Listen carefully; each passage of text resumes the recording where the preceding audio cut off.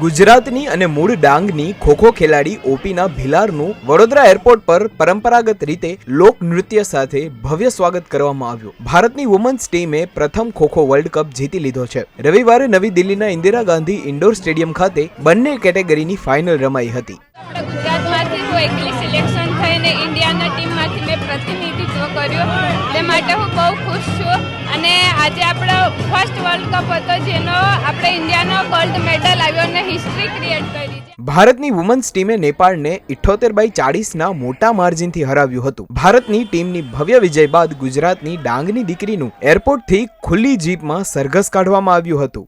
દીકરી આજે જીતીને વર્લ્ડ કપ જીતીને કેટલે પહોંચી ગઈ, હજુ પણ આગળ જાય એવી મારી ઈચ્છા છે.